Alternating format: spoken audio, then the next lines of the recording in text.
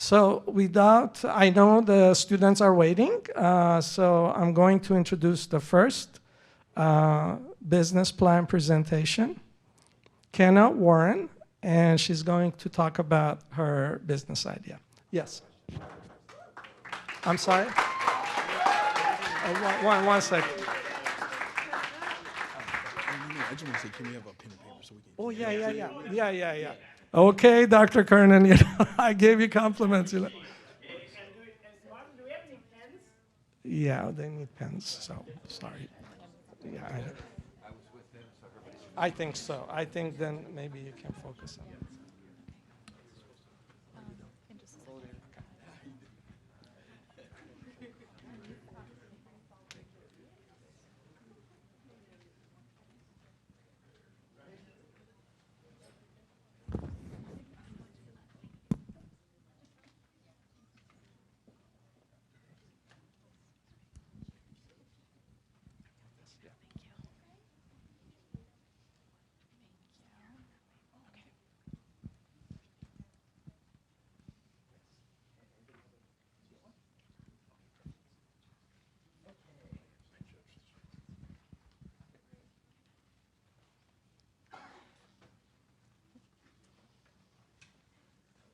Are we ready? Okay.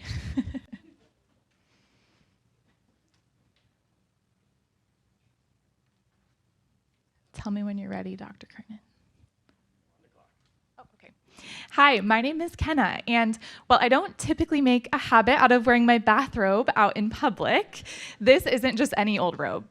These hand-woven threads represent a powerful pathway to freedom for female artisans in developing economies, and a meaningful invitation to women to care for themselves deeply so they can engage with the world around them powerfully.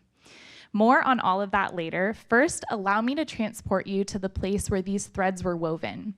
Antigua, Guatemala, where the buildings are pastel-colored and the streets are made of cobblestones. You can tell from these photos I took there last summer that the city and its surrounding villages are stunning. But as I zipped around on a tuk-tuk last summer, a repeated image captured my attention. Woman after woman set up on sidewalks trying to sell the most gorgeous hand-woven textiles I had ever seen. Now, I came to Antigua equipped with the knowledge that Mayan women in Guatemala are amongst some of the most systemically oppressed people in the world. As women living in a developing economy with a machismo culture, many lack access to dignified income opportunities, keeping them in a vicious cycle of disproportionate power dynamics, intimate partner and community violence, and an inability to obtain an education for themselves or their daughters. Yet, as I explored the actual country on the ground, I was lucky enough to be invited into women's homes and lives, and I got to see it firsthand. The problem isn't that women in Guatemala and other developing economies don't have valuable skills. In fact, the women I met are master weavers and sewers, some of the best textile artisans in the world. The problem is that they don't have access to a global market in which they can sell their work for a consistent, sustainable income. We've all heard the old adage, give a man a fish and he eats for a day, teach a man to fish and he eats for a lifetime.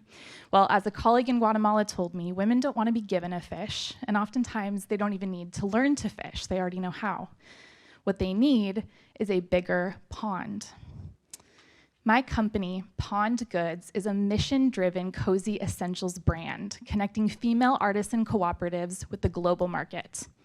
We create culturally relevant work and economic opportunity for weavers and sewers in developing economies by collaborating on home goods products that connect their incredible textile skills with a market that has enough demand to create financial stability and freedom. Our flagship launch product are these beautiful robes hand woven on a backstrap loom by women in Guatemala. So here's how it works. I contract with a Guatemala-based expert in local production, my teammate Avery. We're pictured here in a workshop in Guatemala last summer working on our first prototype, which is this beautiful robe. This partnership is our competitive advantage in the artisan-made space. We've combined my expertise in brand building and consumer markets with her intimate knowledge of artisan cooperatives throughout urban and rural Guatemala to develop product designs and a supply chain that can support the creation of high-demand goods and therefore support artisans with high enough wages to equip them for economic freedom. So Pond collaborates directly with artisans, and then we sell through 4 major sales channels: a direct-to-consumer e-commerce website fueled by a robust social media presence and a strong SEO strategy, pop-up experiences throughout the United States leveraging retail concepts that create short-term storefronts for primarily online brands, major retailers wanting to break into the ethically made category like Nordstrom, and wholesale accounts targeting boutique hotels. As a marketing professional myself, I understand the power of brand, especially for my target market of millennial women who value shopping consciously. That's why Pond will focus significant efforts on powerful storytelling, community engagement, and values-based brand partnerships. Pond will utilize both traditional marketing avenues like earned media pitching, email marketing funnels, and a strong e-commerce platform, as well as taking a community engagement approach, doing things like in-person brand activations, digital events for the Pond community, and strategic influencer collaborations. The market for high-quality, ethically made goods is strong and growing. In fact, the global sustainable home decor and apparel market is valued at over $331 billion, with projections to grow significantly over the next 10 years. The cost of each robe to me is $65. This includes everything from artisan wages to materials, and I've priced the robes at $120, 17 to 33% less than my primary competitors, leaving a $55 gross profit margin on each unit.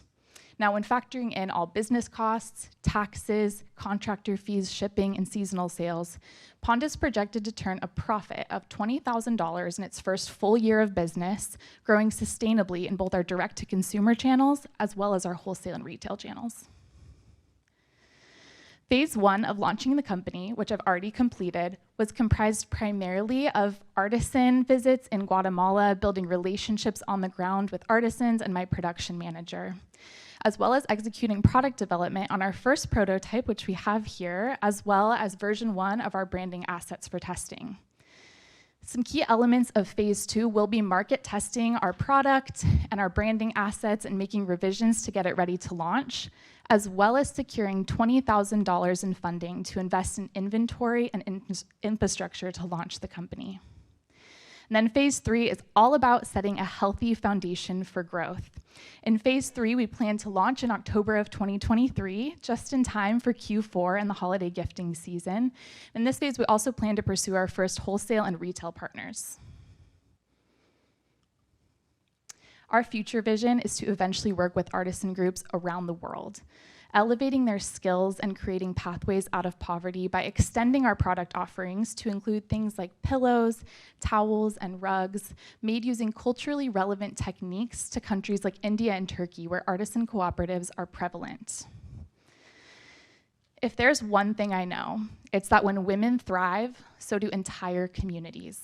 Whether in Antigua, Guatemala, Calcutta, India, or Seattle, Washington, one thing women around the world have in common is that when they rise to economic and social stability, they bring others up with them. Join me in connecting women to a bigger pond that can fund their skills, dreams, and lives. Thank you.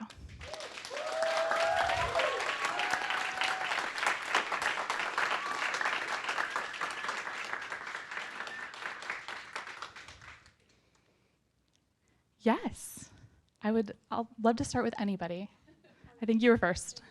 Can you share a little bit about your customer discovery process and how you may have pivoted or iterated as a result of what you learned? Yeah, absolutely. So the question was about my customer discovery process and how I may have iterated based on what I've learned. So my target market is millennial women who value shopping consciously, and I have a longer profile for my target market, of course, but what I can share in 7 minutes or 3 minutes question, that kind of sums it up. And part of the reason for that is my current work as a marketing professional in the ethical fashion space is just an understanding of the market here. So what I experienced in Guatemala were women who had high levels of skill, yet most were living in poverty. And when I saw the skill of the textiles that they were creating, I immediately thought of both myself as a consumer, but also the women that I know and work with in my professional life. And so what I've done is had this prototype created, and I've already begun market testing it, although that will be a much more significant focus in phase 2, where I'll really, really validate that market. Could you clarify for me a bit the competition that you're facing? Because we all know there are a lot of organizations that are doing similar things, bringing in stuff from other countries and collectivizing them and then selling them out of the store or other ways. Who are they? Who are your major competitors? Can you tell me? And how are you differentiating? You said something about that, but I wasn't quite clear about how that was going to work. Absolutely. Yeah. So the question is about my competition.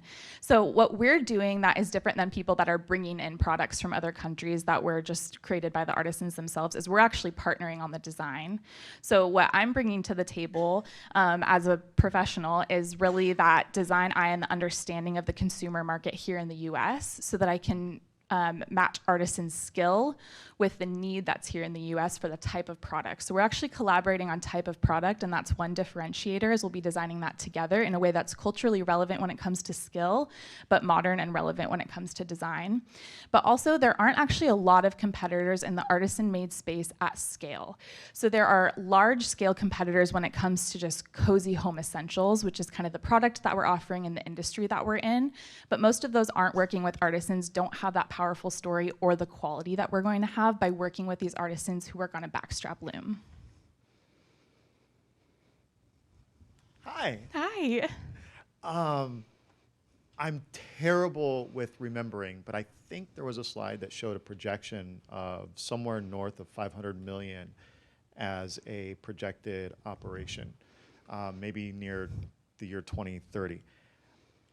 You stated that you'd be growing sustainably in that direction.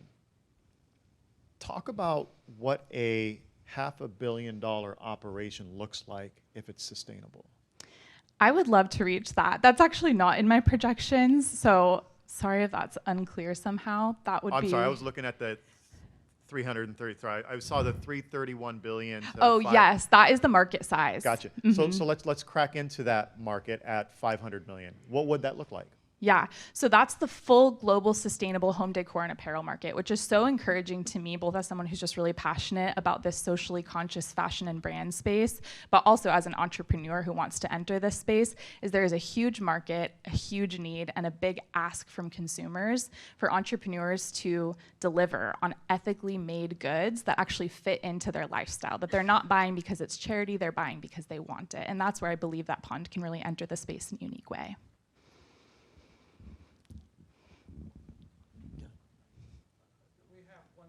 Okay. I asked my question really quick. So I have a question on like production and production diversity as well as sustainability. And so, you know, working in a different country, if something happens, what is the plan for consistent? If you were in a big box store that needed, you know, so many units per month. Yes, I love that question. This is something I've thought a lot about because it is a unique challenge with the artisan-made space. When you're working with artisan cooperatives, they're not these big factories, right? And so you can't do a ton of inventory at a time. And in order to scale, you really need to work with multiple artisan groups, which is why it's part of our vision to work with artisan groups around the world to kind of mitigate some of that risk. But in the meantime, I currently have partnerships with 8 artisan groups and 2 sewing workshops in Guatemala. So our capacity is 500 units per month.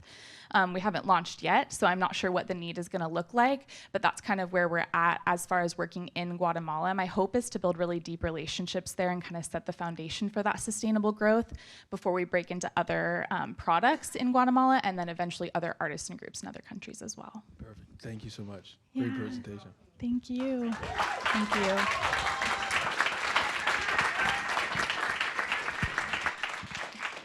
Great job. Yeah, I'll give it to you. Great job.